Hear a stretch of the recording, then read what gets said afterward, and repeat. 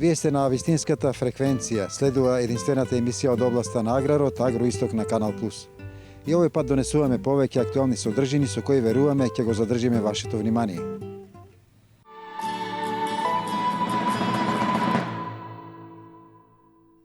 На почетокот одиме со прилогот за символот на Кочани Оризот. Таму деновиве, оваа земјоделска култура беше овековечена во книга. Во присуство на голем број научни и културни работници и граѓани во Кочани е промовирана монографијата Кочанскиот Орис на стопанско-културната манифестација Денови на Кочанскиот Орис. Издавањето на делото е по иницијатива на градоначалникот на општина Кочани Радко Димитровски, кој обраќајќи им се на присутните истакна.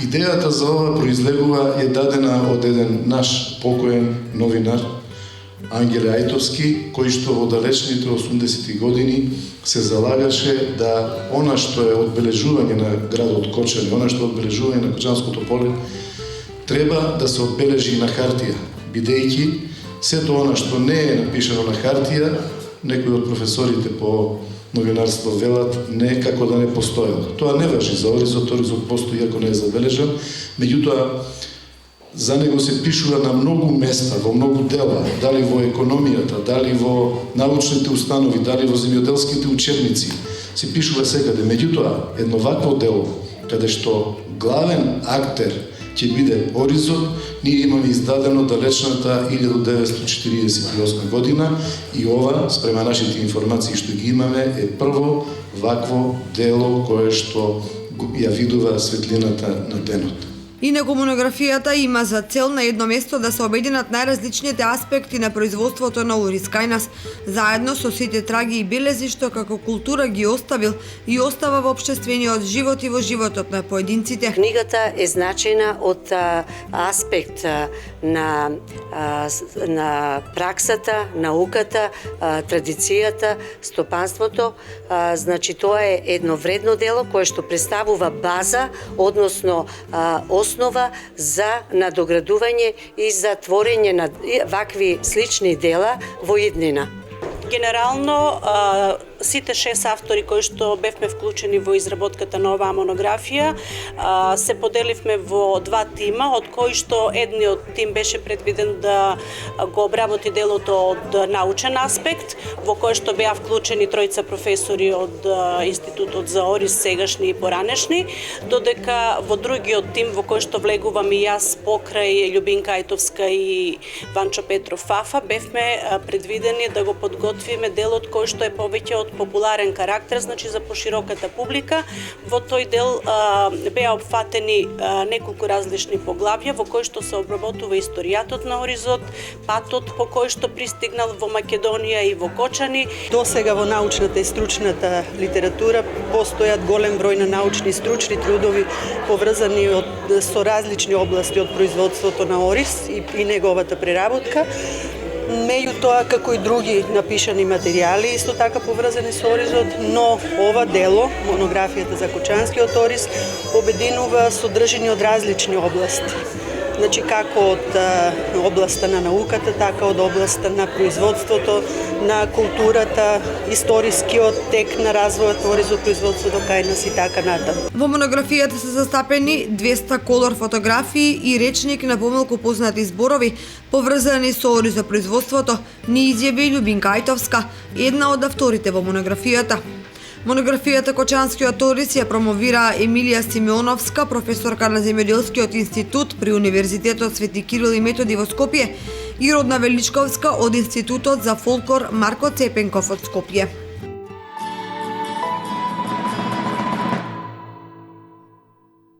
А малку погоре, по течението на Брегалница, во Пијанец се негува култот кон сината слива. Во незина чест се печеше ракија и се нудеа производи од сината слива. Брендот по кој е препознат в пијанечкиот регион е пијанечката сина слива. Околу 700 хектари со насади од слива има регистрирано на територијата на Пијанец. Освен фирмата Рудине ММ, која поседува најголем број на хектари во Делчевско, има и 12 производители кои имаат над 10 хектари со сина слива, 8 фирми и 4 регистрирани индивидуални земјоделци.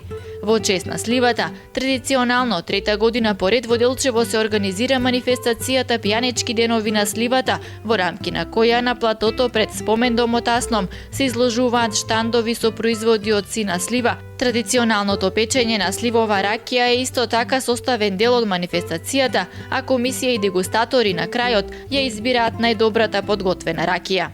Јас се Тодоровски Лучо од Делчево Велико Брадо. Иначе ракија вариме од поодавна. Сега почнуваме да ја собираме кога веќе поузре. Иначе не Време зрее сливата? Откад се собере од 35 до 40 зависи, може и порано ако се промеша неколку пати, побрзко да почне процесот на вриењето и тога е пократок рокот на киснењето. И веќино кога се затвори капакот згоре, веќе мушицата избега од бурето и покаже кога веќе вода изука малку по краја по малце. Чим покажува веќе е време за варење. И килограм или тони слива е потребно за еден казан? За казан околу 100 кила, зависи од казано колку кафе, казано толку сливи на пример, по 100 кила, ако е поголем повише. И така. Време се вари еден казан ракија? Па едно 5-6 сата зависи како треба. Колку степена е идеално еве за пиење ракија? Па од 45 набаво, ние нешто правиме сите појака малку. Еден од најголемите производители на слива во Пијанечко-Малешевскиот регион е Атанас Ангеловски, кој вели дека во сливата има работа, но има и добра заработувачка.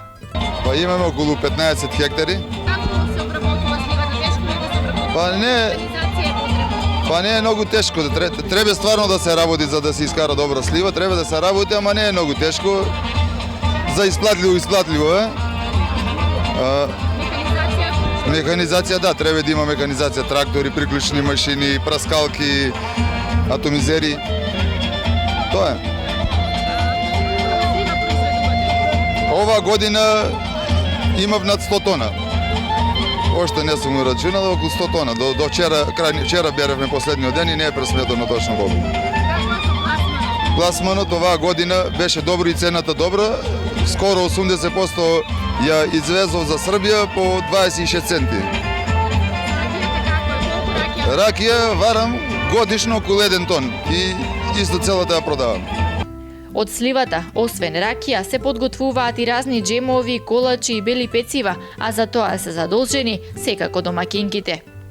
Јас сум Гордана Стаменковска. Од сливата може да се направи секако. За прво, за мажите може да се направи ракија. А инако за нас, за жените, може да се направи сладко, джем, сок од слива, може да се направат некои ролати со слива, направени од джем, да се аранжираат некои продукти, како овде што има аранжирано. Инако јас овде правев джем, мисла сладко од сецкани сливи со рум и со лешници, може и ореци, што има што? Што е потребно? Да, што имате. Потребно е овде сливите се сецкаат на 2 парчиња, се става кило и пол шекер, 3 кила сливи. Од вечер се посолуваат и седат до другиот ден. Другиот ден се варат 40 минути, се става румот, со румот се варуше 20 минути, на крајот се става лишниците и се трга од огидно, се собира во тегли. Јас се викам китановска натка. А сливата може да се употреби у многу нешта. У се што се постои благо, па и солено. Ете, ја овој колач го направих со тесто, во тестото шеќер малку, зетин малце, солца малце и сусам има у еден дел има мармаладче малце и какао, у другото има афион, а през средината на 2 дела сина слива, мармалад. Обичам мармалад, што е многу вкусна пијаничката слива и така, затоа се употребува многу нешта. Ете, јас го направих тој колач. Организатор на манифестацијата Пијанечки денови на сливата е општина Делчево, а за најдобрите штандови на кои се изложени производи од слива и сливова ракија се доделуваат и награди.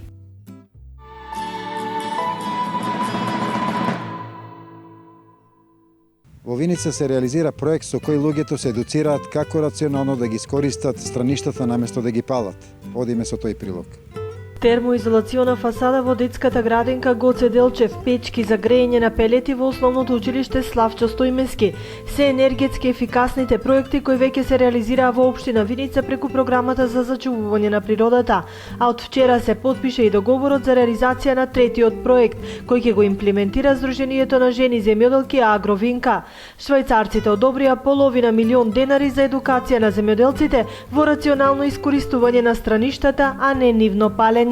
За Виница има одобрен еден проект, носител е Сдруженијето Агровинка и се однесува на едукација на земјоделците за превенција, односно за да не ги палат страништата и зачувување на агробиодиверзитетот кој што го има во овој дел од Брегалничкиот слив. Морам да изразам задоволство од реализацијата на проектите кои што беа дел од првиот повик, значи поголем дел од тие проекти веќе се завршени и имаме видливи резултати. Денеска бевме присутни на еден настан кој што официјално го означи завршувањето на еден успешен проект во Виница, со кој беше ставена термофасада во градинката.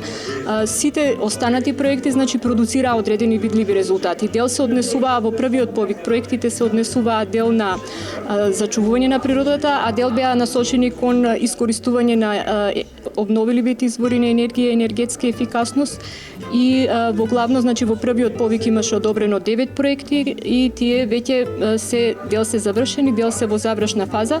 Оно што е најдобар резултат, највидлив резултат во овој проект е соработката на земјоделците, поврзувањето на истите со компанија кои што може да ги откупува овие жертвени остатоци и при тоа значи ќе имат придобивка и земјоделците, но секако и самата фабрика која што ќе ги откупи овие жертвени остатоци и потоа се придобиваат кредити. Швајцарската агенција за развој и соработка ќе финансира нови $5,500,000 за зачувување на природата во Брегалничкиот регион, кои ќе ги имплементираат 11 невладени здруженија кои целосно се фокусирани на животната средина. Тематски сите проекти се однесуваат на зачувување на природата, значи дел се фокусирани на агробиодиверзитетот, дел се однесуваат на геобиодиверзитетот, дел се однесуваат на промоција на природните вредности, на убавините што ги има во различните делови од Брегалничкиот слив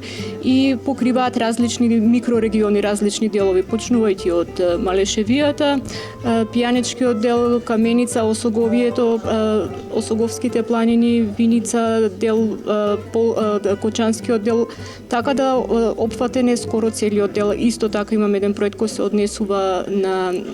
однесува на делот на Пробиштип, значи опфатен е целиот Брегалнички регион со проектите. Со првиот повик беа финансирани 9 проекти, од кои поголем дел се завршени, а останатите се во финална фаза. А во фаза на имплементација се и проектите кои беа одобрени за општините од Брегалничкиот слив. Инаку оваа програма ја финансира Швајцарската агенција за развој и соработка во координација со Фармахем и Helvetas Swiss Intercorporation.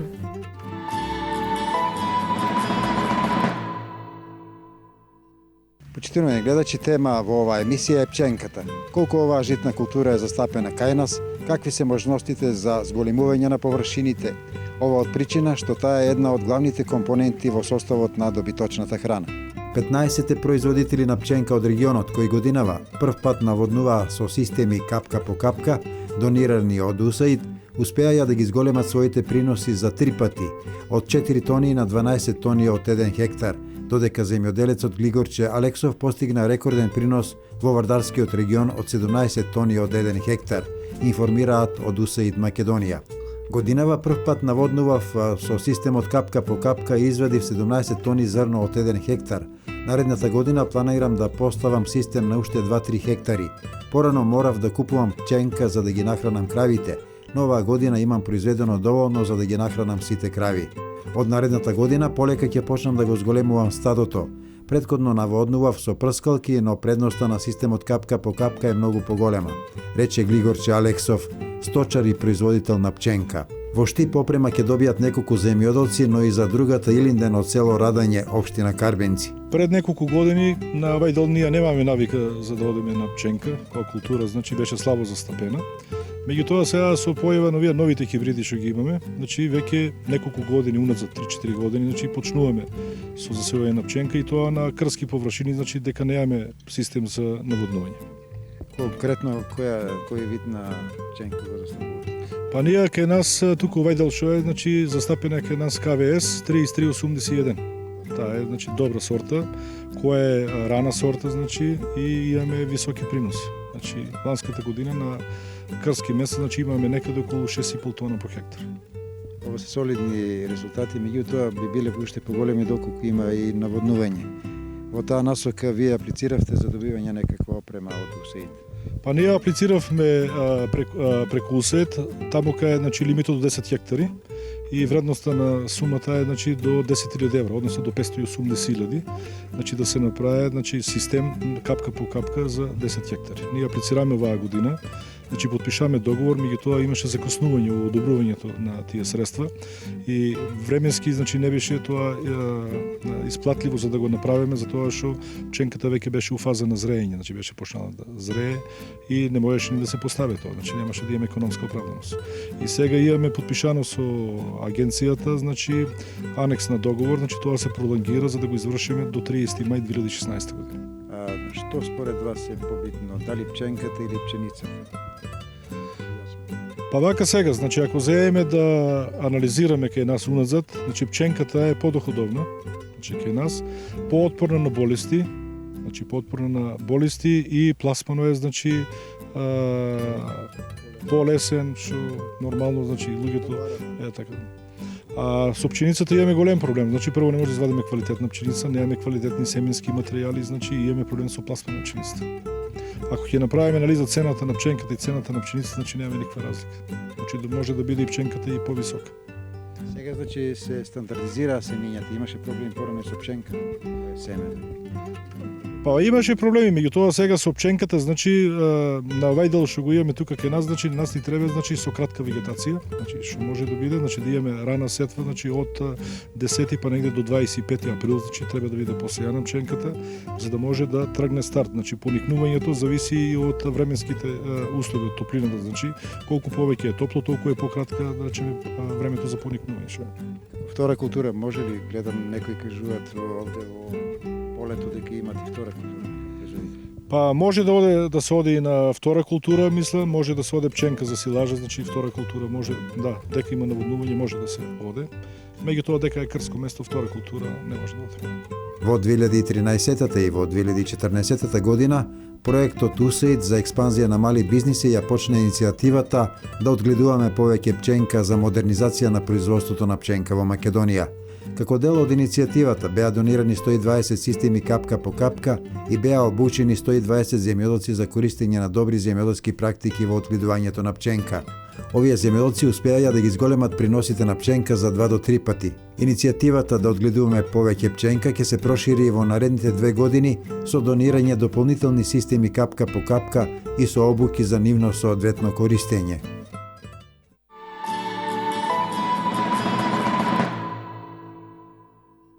Порано на големи површини пченката ја имаше и во комбинатот Црвена звезда во Штип. Со неја се задоволува потребите од добиточна храна на повеќе сточарски капацитети. За ова говори Трендафил Атанасовски, еден од поранешните директори. Климатско-почвени услови за развој на производството на пченка во наши услови, при услови на наводнување има. Бидејќи кај нас постојат сите климатски услови и температура, постои и почвата како почва, меѓутоа недостасуваше на времето водата како фактор за постигнување на одредени приноси. Со изградбата на системите за наводнување и тој фактор од производството на пченката е решен, така да ние во текот на производството имавме рецимо во 70-80 години некаде во просек од 300 до 500 хектара пченка во комбинатот се одгледуваше. И тоа во основните организации Први мај, Долни Балван и Три чешми во главно, и Таринци. Така да приносите кои се добива у тоа време се движа некаде околу 8.000 килограма, а имавме случај во првата година кога се поставија како производни парцели на една парцела у Брестика да имаме принос и над 10.000 килограми по хектар. Така да пченката како култура е многу битна, не само како култура за обезбедување на поголем доход од единица површина во споредба со пшеницата, него и како култура која служи за развој на сточарството. Ние во тоа време имавме многу развиено сточарство. Рецимо имавме некаде околу 100 мозни крави, имавме околу 5-6 овци, имаме 130.000 фарма, 130.000 бесилки, 10 милиона еднодневни пирлиња во Криопаланка и имавме фарма за тов на свињи со капацитет од 30.000 товленика, имавме фарма за тов на јуниња од 400 јуниња во турнус, така да пченката како основна сировина за исхрана на стоката беше многу битна и затоа ние во тоа време водевме доста сметка да биде таа застапена на што поголеми површини, да обезбедиме што поголема количина на пченка како собствена храна за исхрана на сточен фонд.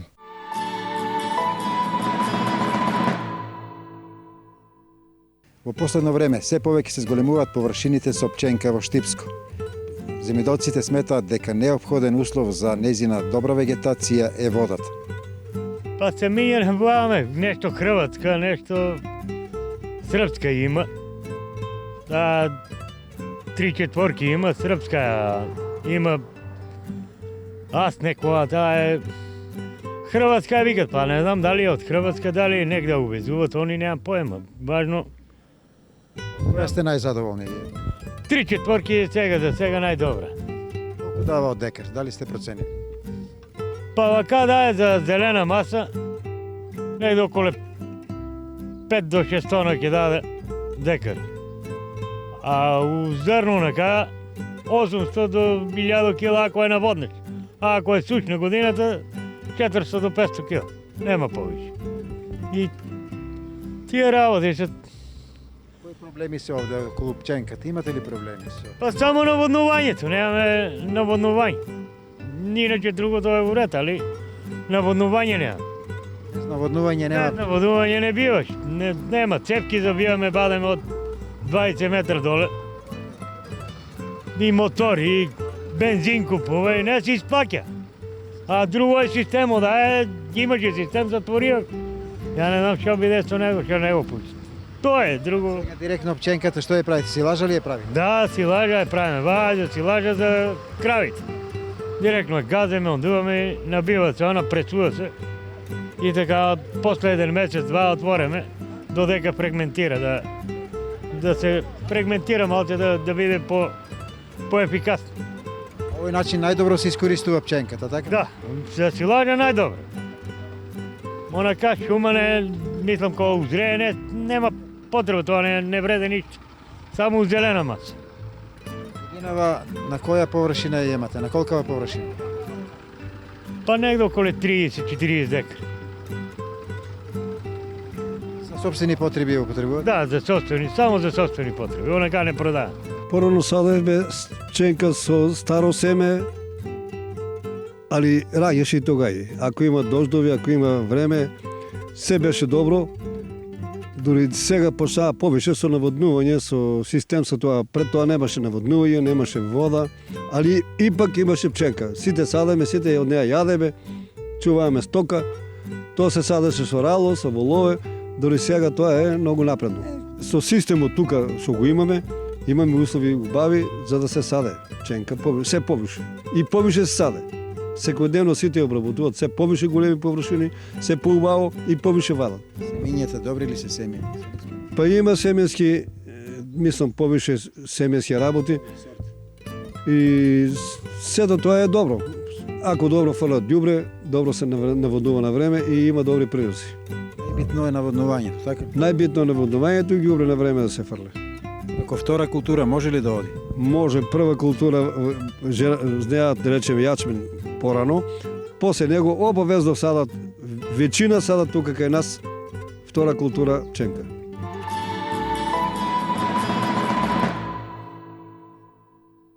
Ете, слушнавме какви се размислувањата за и околу пченката. Во продолжение да проследиме еден прилог за текот на откупот на грозјето. Имено во државава досега се откупени половина од планираните 180 милиони килограми грозје. Во државата досега се откупени 90 милиони килограми грозје во 94 пунктови или 55% од предвидените 180 милиони килограми. Ова го соопштија од Државниот инспекторат за земјоделство. Директорот Румен Стаменов истакна дека од оваа година во Република Македонија грозјето ќе се откупува според квалитетот. Оваа година грозјето се откупува по согласно законот и правилникот и се плаќа врз основа на шеќерните единици. За вранецот договорена и препорачена цена помеѓу лозаропроизводителите и откупувачите е 0,68 денари за вранец или тиквешија и 0,64 за смедревката. Што тоа значи? Тоа значи дека оно што има 19 шеќерни единици ќе земе точно 13 денари. Значи ова 0,68 и 0,64 денара е шеќерна единица за вранецот или за смедревката и колку шеќерни единици имате на лице место кога се мери, толку пари ќе земете. Проценките за квалитетноста на грозјето ќе ги вршат 24 инспектори кои се распоредени во сите региони каде што се врши откуп.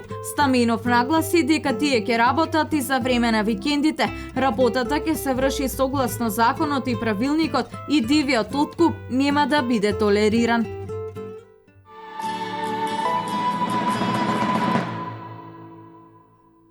А во Делчевско ловците се подготвуваат за старт на новата ловна сезона. Што ќе ловат, допрва ќе раскажуваат. Пред стартот на сезоната за штетен дивеч, ловното здружение Острец од Делчево се подготвува за лов на 5 ловишта за кои доби концесија за стопанисување. Председателот на ловечкото здружение Острец, Драган Христов, апелира до ловчиите совесно да се однесуваат во текот на предстојната сезона. Ловната сезона ќе започне од 3 октомври за лов на дива свиња и штетен дивеч, но за ситниот дивеч, односно полка јаребица, јаребица камењарка и див зајак ќе започне од 11 октомври. Значи, ловечкото здружение Острец Делчево располага со 5 ловишта и тоа 3 за крупен дивеч и 2 за ситен дивеч, односно ловиште за ситен дивеч Трботивишти, ловиште за ситен дивеч Киселица и ловиште за крупен дивеч Бигла, ловиште за крупен дивеч Голак и ловиште за крупен дивеч Влајна. И повикуваме ловците, значи да си уплатат чланарината која не ја уплатиле за да може да добијат дневна дозвола за лов. Исто така да бидат совесни бидејќи сепак носат оружје, намалено количеството на алкохол, бидејќи да не додат до несакани последици. Приоритет на ловното здружение Острец во наредниот период ќе биде аплицирањето по повикот за меѓугранична соработка со проекти кои што ќе бидат насочени кон заштита на дивечот. Сакам да напоменам дека ловечкото здружение планира исто така да аплицира на меѓугранична соработка за одредени проекти во кои што сакаме да влеземе во заштита на дивечот од одредени болести. Знаеме дека во последно време многу е појавено беснилото на границата со Бугарија и со тоа да го заштитиме нашиот дивеч. Инак, кога сме кај ловот на штетен дивеч, ловците од Делчево го очекуваат одобрението од Министерството за земјоделство за организирање на хајка против волци, штетен дивеч кој во последните 6 месеци ги лиши животите на над 100 овци и јагниња во Делчевско.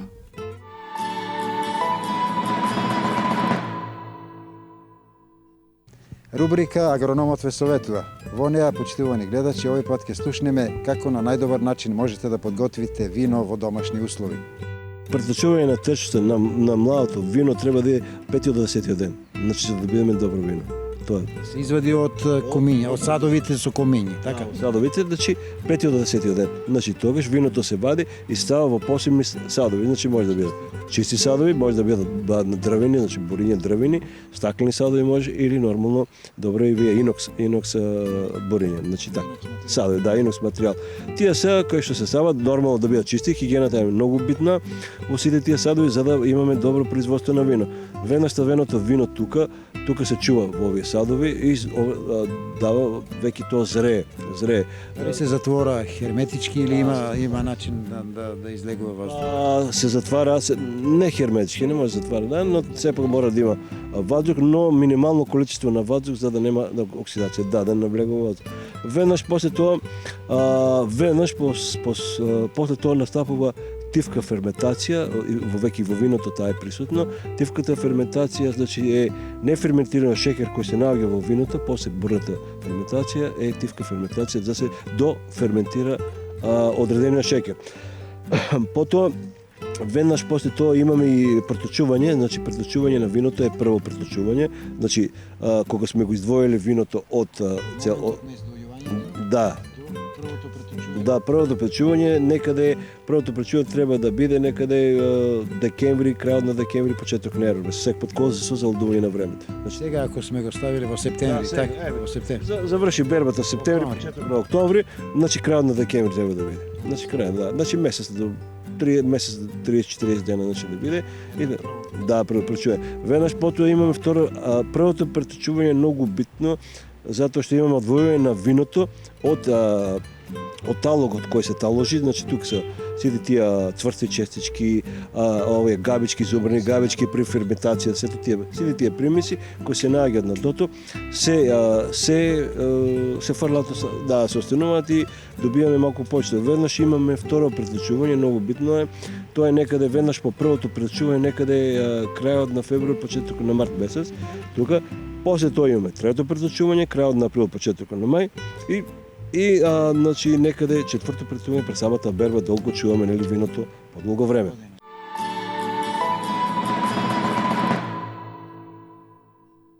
Минути за сточарите. На нивни прашања одговараат стручните лица од ветеринарната станица во Штип.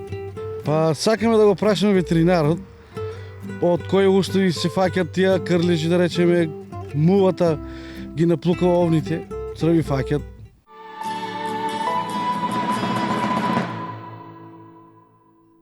Честа појава е инфекцијата на гениталните органи, поготово кај машките единки, и тоа се јавува како резултат на повеќе кратното мркање на машките единки, што значи кога тие мркаат имаат ситуација да во еден ден скокнат на 4 до 5 женски единки. Во таква ситуација знаеме по физиологијата на животните, полнењето на полниот орган со крв доведува до ситуација каде што враќањето на полниот орган, односно на пенисот, иде малку потешко, што значи останува надвор.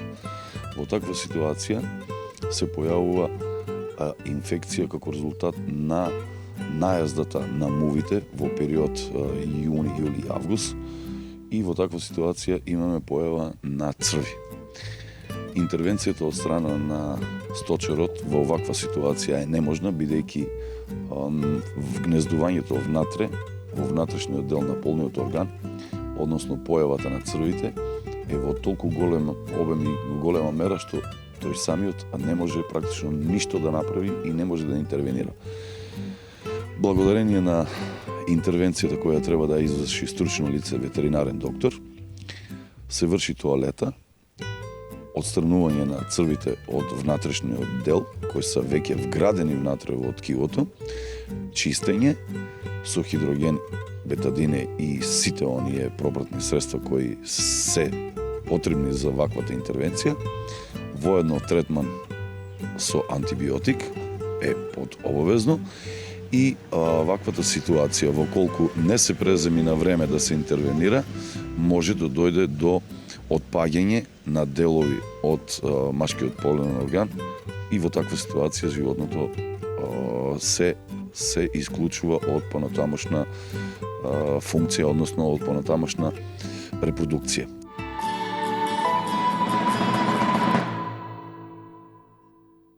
Пред самиот крај минути за љубителите на здрава храна. Неодамна во Берово беше отворена продавница за здрава храна. Ја отвори познатата корпорација Зегин. Истовремено тие апелираат до оние луѓе што сакат да заработат, да собираат шумски плодови. Со отварането на ова продавница, фактички веќе имаме едно 7-8 отворени, отвараме еден нов систем на снабдување со репроматеријали, односно продукти, финални готови производи. Тоа е кооперантскиот систем кој го спроведуваме, тоа е систем во Швајцарија. Што значи тоа? Ние распишуваме јавен оглас на сите, региони во Македонија, кои се наравно екочисти, од просторите кои се еколошки, биочисти, да ги собираат плодовите кои се дар од природата. Тука нема да бере трнки, да бере глок, да бере невен, да бере мајчина душица, да биде мајчина, да биде невен, див, да набрајаме диви крушки, диви сливи, диви јаболки, диви костени, круши, така натаму, се е тоа еко-биолошки без пестициди. За овдека нема потреба ни од купување на трактор, ни од купување на пестициди, заштити. Тој треба само да изрази волја и да го запосли не само еден, како што ги имаме во другите системи, туку цело семејство. Со тоа што целото семејство ќе се определи за одреден производ и тој ќе биде заштитен знак за семејството. Ние во Малишевијата откупувавме некаде за околу 700.000 марки печурки. Толку немаше производ, немаше приход, производството од другите дејности, од овчарство, да речем, потоа земјоделие, пчеларство и така натаму. Значи, печурките, ако не се собираше во таа сезона, ќе поминаше и ќе бидат некој отпад, да речем. Затоа порака преку вас би замолил да пренесеме до сите граѓани кои искрено сакаат да се бават со работа, кои сакаат и да заработат и кои сакаат да го заштитат своето име од фамилијата со некои научни, стручни производи, брендови, нека се јават во Зегин, ние ќе им дадеме и рецептурата, ние ќе им дадеме методологијата и технологијата.